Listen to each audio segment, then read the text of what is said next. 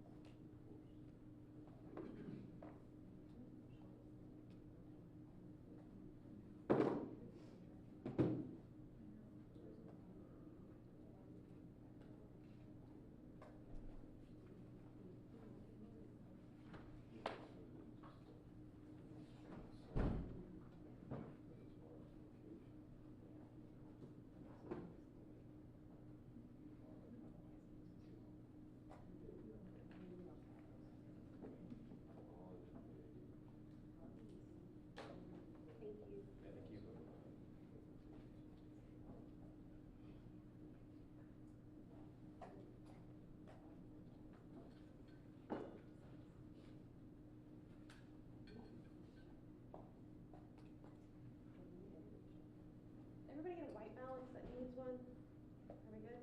Okay. I think my paper's gone, but I can find another one. It's behind my backpack, maybe.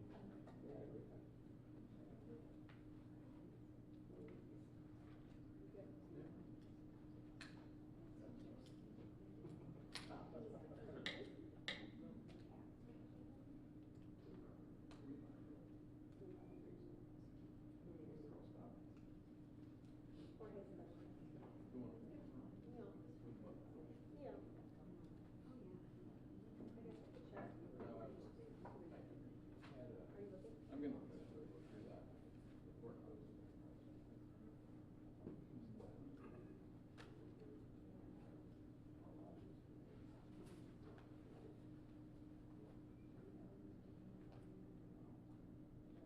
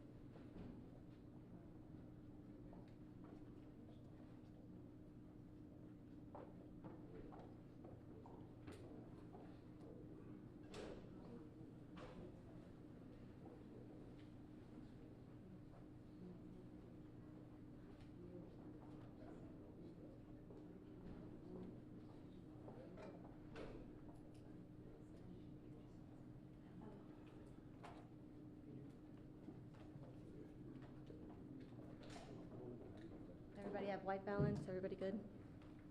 White balance? Need it?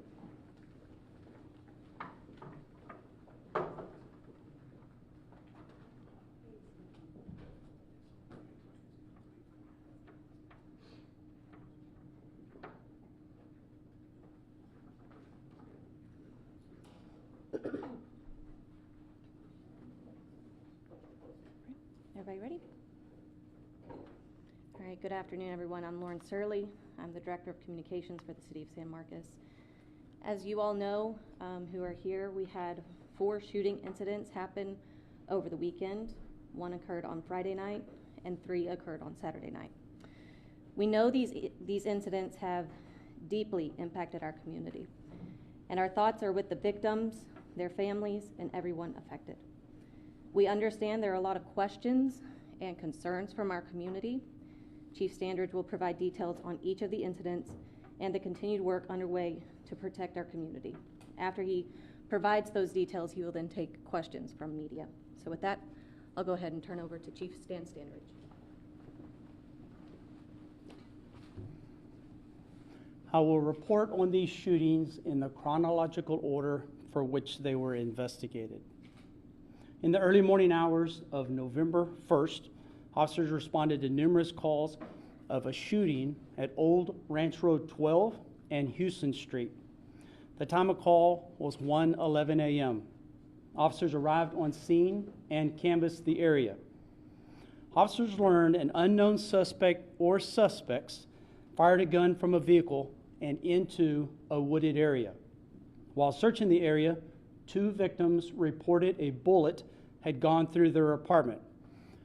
The victims did not feel like they specifically were targeted, so the motive behind this shooting is unknown. Officers seized 7 bullet casings as evidence, and this case is assigned to a detective. If anyone has any additional information, we ask that they call the San Marcos Police Department. The following night, but still on Saturday, November 1st, an overtime officer was assigned to the downtown square in anticipation of large crowds in the bar district. 3 others were also assigned but had not yet arrived. This officer was on the south side of the downtown courthouse investigating a reported robbery that had just occurred. While speaking to the victim, the officer heard multiple shots fired on the opposite side of the courthouse, on Hopkins' side. He immediately ran to this area while others were running away from one of the bars on Hopkins Street. The officer encountered a male victim who had been shot outside of this bar. As other officers arrived, they were told a second victim was inside of this same bar after having been shot outside. Within a few minutes, officers learned of yet another victim who was also shot, but he had fled to the opposite side of the courthouse. The first officer began CPR on one of the victims. This victim was eventually transported by EMS to Cresta Santa Rosa. He was pronounced deceased at the hospital. He is identified as Ronnie Hernandez Jr., born in 2006. We extend our sincere condolences to the Hernandez family. I cannot imagine their grief, and I want them to know that we have worked nonstop to identify the shooter who has caused this homicide. The second victim, who was found inside the bar, had been shot twice, in the stomach and in the shoulder. He was considered critical, and he was taken by EMS to Seton Hayes. He is expected to recover. The third victim was also shot twice, in the forearm and in the waist. He too was taken to Seton Hayes, and he is expected to recover. As more officers arrived on scene to provide medical aid and to secure the large crime scene, the bar district continued to operate. This caused significant issues, as intoxicated patrons were coming into the clearly marked police area and fights were being reported at the various bars. By this time, officers and deputies had arrived from the Hays County Sheriff's Office. Texas State University Police Department had already been downtown and assisting us, and the cities of Kyle and Buda. Simultaneously, calls in the rest of San Marcos continued to come in, and at one point we had 37 calls waiting, including some priority 1 calls, which necessitate 2 officers being dispatched within 2 minutes. We simply did not have enough officers to effectively manage the large crime scene, continued bar operations, and calls for service. At 1:18 a.m., I communicated to the on-scene fire marshal and San Marcos police officers that I wanted all bars on the square closed. It should be noted that this dovetailed with time falling back. So arguably, some would say that the bars were closed approximately 2 hours before their normal closing time. We are very thankful for their cooperation regarding this matter, as everyone seemed genuinely concerned with the events unfolding. Shortly after making this decision, another shooting call was received, this time in the 1600 block of Post Road at the Outpost Apartments. This call was received at 1:23 a.m. We are forever ever thankful to the Hays County Sheriff's Department as they made the scene first and summoned their crime scene team. Also assisting was our regional Texas Ranger, who has always been a great resource for all law enforcement entities in Hays County. Eventually, San Marcos Police would arrive on scene and ultimately take lead on this investigation. A large fight occurred at the apartment pool, and it was recorded. Detectives have a strong suspicion on the shooter's identity. Multiple bullet casings were seized as evidence. A second suspect pistol whipped another person, so we are actively working to identify and arrest both persons. There was one known victim who was taken to Cresta Santa Rosa by friends. However, blood trails at the scene suggested there may have been 2 victims. So if anyone has any information, they are encouraged to contact the San Marcos Police Department. Finally, during this same night, more shots were fired downtown at the intersection of LBJ and Hutchinson. This is only 1 block away from the ongoing homicide investigation. So officers were still on scene and investigating the first shooting. They heard the gunshots. A suspect was observed fleeing the scene. Officers chased him, tased him, and took custody of Eliezer Johnson Hernandez. The firearm was eventually found behind one of the nearby businesses. Regarding the homicide investigation and the shooting of 2 others in front of the bar, we can report that we have seized the suspect vehicle that was used by the 2 suspects. The 2 suspects are described as black males, and they got into an Audi A3 vehicle that was parked near Kissing Alley. Video from the downtown fire station captured the getaway vehicle, which then led to extensive searches using license plate readers. The correct car was identified and located by police, and it is currently in our custody. I want to extend sincere appreciation to all of our law enforcement partners in Hays County. All of them responded, including DPS's air crew, including our Sheriff Anthony Hippolito and his team. He actually sent a lieutenant to Incident Command at the downtown square, and he and his staff assisted not only with the crime scene and the preservation thereof, but also with the priority 1 calls that were occurring inside the city. So Sheriff Hippolito, hats off to you. Thank you for your continued friendship and partnership. I also want to thank Chief Matt Carmichael and the university, and both of my chiefs in the respective cities of Kyle and Buda. We did an all call, and they all came. And that's the way we do law enforcement in Hays County, and we're very, very thankful for our regional partners. I also sincerely want to thank our downtown businesses for their help with this matter, as well as their possession of good cameras. Cameras were able to capture this downtown shooting from many different angles. It captured the shooting that left 2 people shot twice and 1 person shot either 5 or 7 times. We don't know definitively until the autopsy whether or not some are entrance and exits, but we can say definitively that he was likely shot 5 or 7 times.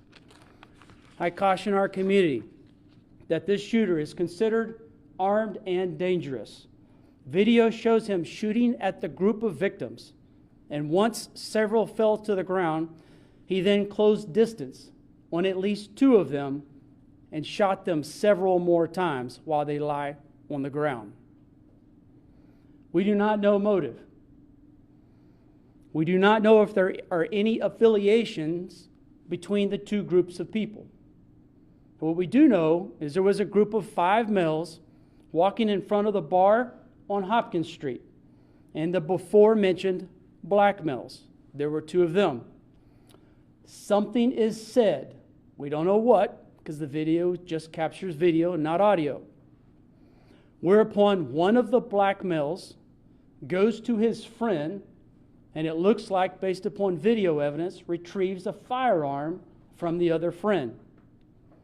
He then goes back and reapproaches the 5 that were still in front of the bar, and he begins shooting at all 5, striking 3 of the 5. We want to reassure our community that we take these matters very seriously. We will have additional officers assigned downtown Thursday, Friday, and Saturday nights.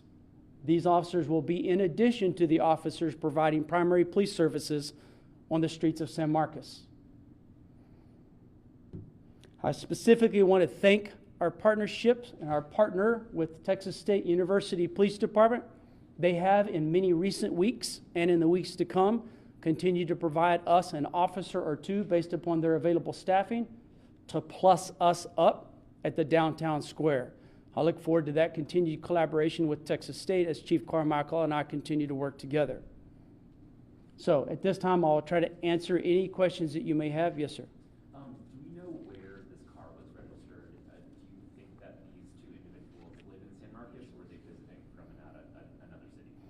The question posed was, do we know where the suspect vehicle was registered, and are these San Marcos residents?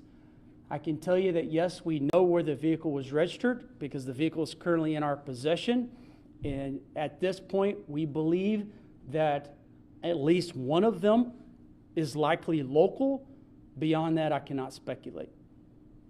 Yes? As it pertains to the increased staffing, do you expect that to continue just this weekend or for many weekends going forward? Regarding the additional staffing, do I expect that the downtown officers will be just this coming weekend or going forward? Our pledge is that this will continue going forward throughout this fiscal year. With that said, we all know from experience that when school is not in session, that attendance at the bar district drops. So we will evaluate those on an as-needed basis. But I want to reassure, because I'm sure I have a lot of concerned parents all across the United States who are watching this unfold, that we will have officers assigned to the downtown bar district on nights that we anticipate large crowds. Again, those will be dedicated officers. We're shooting for a minimum of 4, plus whatever the University Police Department can provide us. Questions? Yes, ma'am. Do you have potential age range for those 2 suspects? Do you know if they're university students? The question was, do I have the age range and of the 2 suspects, I'm assuming regarding the homicide investigation, and are they university students? We have more information than we're willing to release at this point, so I'm not going to speculate any further. I will simply tell you that this is an ongoing investigation, and I will warn all of you, as you know as well as I do, that all of this is subject to change because it's still very early. Questions? Yes. Chief, can you remember a night as busy or a week or a stretch of time as busy as what you experienced, like early Saturday morning into Saturday night? Can I remember a time of similar busyness in San Marcos as what we experienced Saturday night going into Sunday morning? I've been here for exactly 5 years this month. In my time, I have not experienced that. In speaking to my assistant chiefs who have been here for 2 and 3+ decades, they have said that historically we experience a high call load on Halloween weekend. However, they both conceded that this was the rare and exceptional Halloween weekend. Yes? What about the number of shootings in your time as chief? Does this seem like there are more shootings on the square than historically?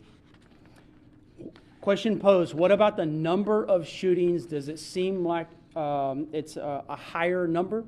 I will share with you that year to date, we have had 38 shootings across this city. Again, year to date, we have had 38 shootings. 6 were in the downtown area. Based upon early analysis, it does look like violent crime is upticking in San Marcos, comparative to our last 2-year normal. So that 2-year normal would be 2023 and 2024. So far, 2025 is trending up, but we have had numerous meetings with the city manager's office. In fact, she is present today, City Manager Stephanie Reyes and her team, to include our Assistant City Manager, Chief Alonzo Anderson. He came to us, if you'll remember, from the Dallas Police Department, so he has extensive experience with dealing with these issues. We've been in nonstop dialogue. We're going to get this right moving forward because we need to reassure this community right now that San Marcos is still a safe place to live, to recreate, to send your students, and it is. My bride and I live in San Marcos. We are committed to the safety of San Marcos, as is this entire police department and fire department and EMS. Chief, you mentioned at one point that you said you didn't have enough officers to maintain that crime scene as well as respond to those other shootings. Is that a concern moving forward that you might not have enough officers if something like this were to happen again? Question posed, am I concerned that we will not have enough officers should I have a situation like this happen again?